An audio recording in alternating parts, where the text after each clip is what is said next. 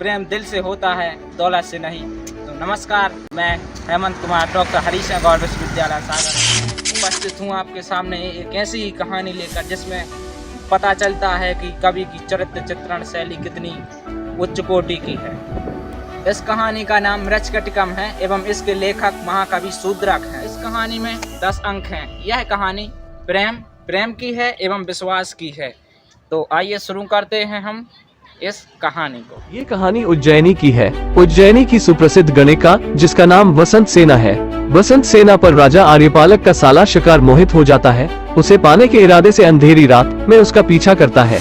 वसंत सेना शिकार के डर से चारुदत्त के घर में आकर छिप जाती है और शिकार के भय से वो अपने गहने चारुदत्त के घर में रख देती है।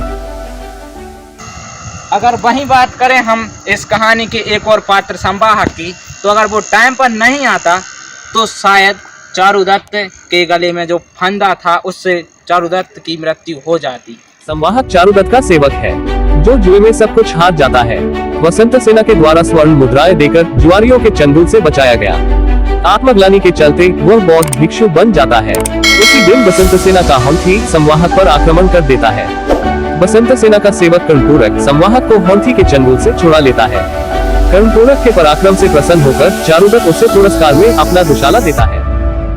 वहीं चारुदत्त के घर पर वसंत सेना के गहने रखे थे जो मदनिका का प्रेमी शर्विलक अंधेरी रात में चारुदत्त के घर पर सेंध लगाकर वसंत सेना के गहने चुरा लेता है, क्योंकि मदनिका खरीदी हुई वसंत सेना की दासी होती है। फिर वह चोरी करके मदनिका के पास जाकर अपने गहने बताता है तो मदनिका पहचान लेती है कि यह गहने तो उसकी मालकिन वसंत सेना के हैं। वह बोलती है कि अरे ये गहने तो मेरी मालकिन के हैं, तुम्हारे पास कहाँ से आए? यह सब बातें वसंत सेना पर्दे के पीछे छिपकर सुन लेती है। वह मदनिका की ईमानदारी से प्रसन्न होकर उसको आजाद कर देती है। वहीं जब चारुदत्त को पता चलता है कि गहने चोरी हो गए हैं, तो फिर चारुदत्त की पत्नी को अपने पति की प्रतिष्ठा के लिए अपने गले की रत्नावली को दे देती है। जैसे ही वसंत सेना को पता चलता है कि जो गहने मैंने चारुदत्त के घर पर रखे थे वही गहने मदनिका मुझे दे रही है, तो वह मदनिका को आजाद कर देती है और आजाद होने के बाद शार्विलक खुश हो जाता है। फिर तुरंत उसके बाद सूचना आती है कि उसका मित्र आर्यक संकट में है, तो वह अपने मित्र को छुड़ाने को चला जाता है। वही चारुदत्त की पत्नी भूता चारुदत्त के मित्र मैत्रेय को अपनी रत्नावली देकर वसंत सेना के पास भेजती है। तो वसंत सेना को अपने गहने मिल जाने के कारण रत्नावली यह कहकर नहीं लेती कि मेरे गहने मुझे मिल गए हैं तो मैं दूसरे के क्यों लूं, और फिर मैत्रेय से कहती है कि मैं आज शाम को चारुदत्त से मिलने आऊंगी। वसंत सेना भारी वर्षा के मौसम में चारुदत्त से मिलने जाती है। बहुत तेज आंधी तूफान चलती है। जैसे तैसे वसंत सेना वहां पर पहुंच जाती है और चारुदत्त के घर पर एक रात बिताती है। फिर सुबह वसंत सेना चारुदत्त की पत्नी भूता के लिए गहने देती है, तो वह मना कर देती है। फिर उसी समय चारुदत्त का पुत्र मिट्टी की गाड़ी की जगह सोने की गाड़ी के लिए रोता है। वसंत सेना उसे वह गहने दे देती है। वह कहती है कि इसे बेचकर सोने की गाड़ी बनवा देना। चारुदत्त से मिलने के लिए वसंत सेना पुष्पक रंजन उद्यान जाने के क्रम में भूल से चारुदत्त की गाड़ी में न बैठकर सकार की गाड़ी में चढ़ जाती है। इसी समय राजा आर्यपालक द्वारा बंदी बनाया गया आर्यक छिपने के लिए चारुदत्त की गाड़ी में सवार हो जाता है। रास्ते में पहचान लिए जाने पर वह भाग जाता है। अगले अंक में चारुदत्त शरणागत आर्य की रक्षा करता है। सकार वसंत सेना को गाड़ी में बिठाकर पुष्पक रंजन उद्यान ले जाता है। वह वहाँ वसंत सेना के सामने प्रेम प्रस्ताव रखता है तो वसंत सेना उसके इस प्रस्ताव को ठुकरा देती है, तो वह गुस्से में आकर वसंत सेना का गला दबा देता है, जिससे वह मूर्छित होकर जमीन पर गिर जाती है।